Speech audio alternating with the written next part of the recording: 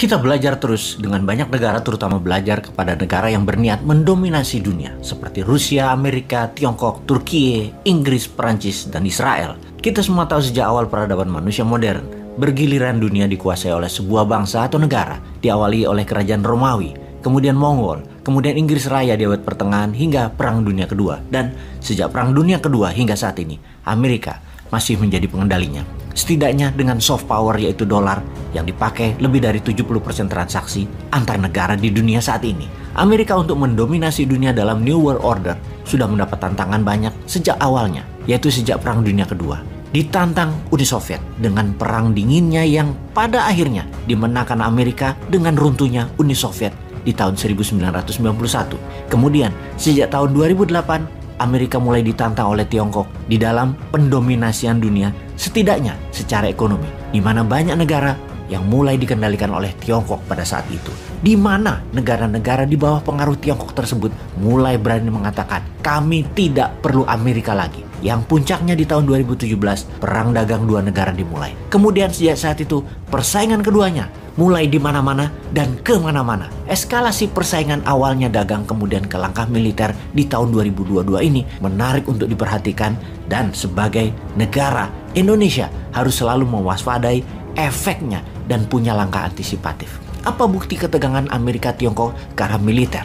Sebuah fakta pada Shangri-La Dialog beberapa saat yang lalu di Singapura, Menteri Pertahanan Tiongkok Wei Fenghe agaknya sudah tidak basa-basa lagi menantang Amerika dalam hal militer tentunya, yaitu dalam urusan Taiwan. Menhan Tiongkok tersebut berkata dengan kalimat, kalau Taiwan menyatakan kemerdekaannya, itulah masa Tiongkok akan menyerbu Taiwan, dan siapapun yang membela Taiwan akan kami libas. Ini pernyataan sangar bin berani. Saat ini dunia sedang menganalisa pernyataan tersebut karena hal itu ibarat melemparkan air dari gelas ke muka Amerika secara langsung.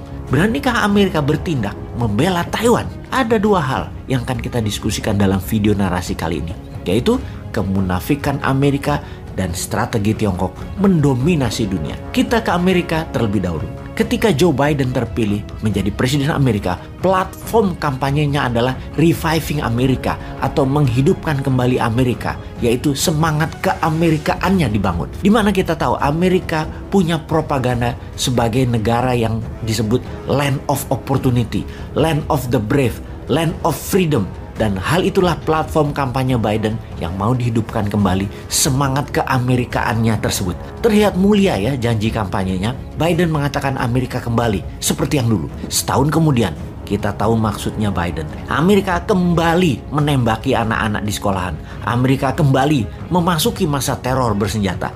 Amerika kembali mengkhianati teman-temannya. Amerika kembali mengkhianati sekutunya. Dan semua ini terjadi di bawah administrasi Joe Biden. Kita mulai dengan teror bersenjata di mana ada 13 kejadian dalam waktu kurang dari 3 bulan di Amerika yang membunuh anak sekolahan. Kejadian di pesta kelulusan, kejadian di kelas, kejadian di ruang makan, kejadian di depan sekolah, juga di tempat umum seperti kafe, tempat yang seharusnya menjadi tempat aman bagi publik, di tempat dikatakan land of freedom, di mana-mana orang dengan senjata ternyata saat ini bisa menembaki orang lain dengan bebas. Itukah yang dimaksud dengan reviving Amerika? Pastinya kita tidak bisa menyalahkan Biden mengenai orang gila atau psikopat, namun kita salahkan Biden urusan senjata yang dengan bebas bisa dimiliki siapapun di dalam negeri Amerika. Di tahun 2022 ini saja sudah terjadi 246 kali penembakan ke arah massa yang brutal. Ingat loh ya, ini masih bulan Juni, alias setiap hari ada penembakan di Amerika saat ini. Dan bagaimana Biden bisa menjelaskan hal ini? Kepala negara macam apa Biden itu? Di dalam negeri Biden lagi dicemooh, sehingga untuk mendapatkan simpati Biden membangun diplomasi ke luar negeri. Ternyata sama saja, Amerika dicampakkan oleh negara-negara tetangganya.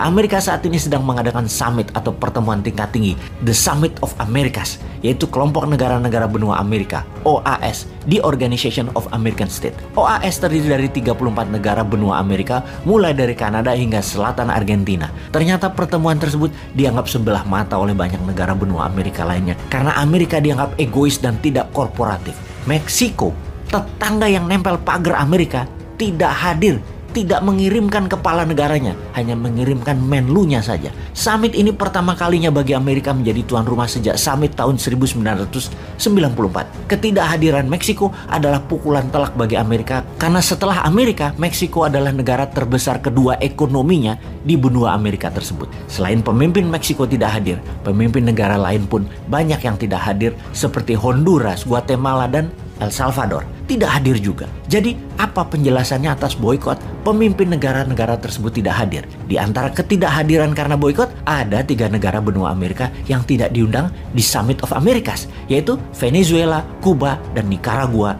dengan alasan ketiga negara tersebut tidak diundang karena tidak menerapkan demokrasi di negara masing-masing dan Amerika tidak mau berhubungan dengan mereka. Ketika mengatakan tidak mau berhubungan dengan negara yang tidak demokrasi, Amerika ternyata di hadapan dengan Tiongkok beda. Amerika ciut, tidak bisa apa-apa.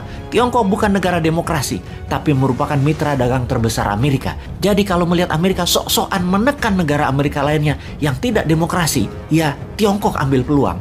Tiongkok menjadikan mereka mitra dagang, di mana minyak Venezuela misalnya diambil semua oleh Tiongkok. Di negara-negara yang tidak hadir di Summit of America, baik karena boikot atau tidak diundang, semuanya adalah mitranya Tiongkok, mitra dagang dan bisnisnya Tiongkok, terbesar bahkan.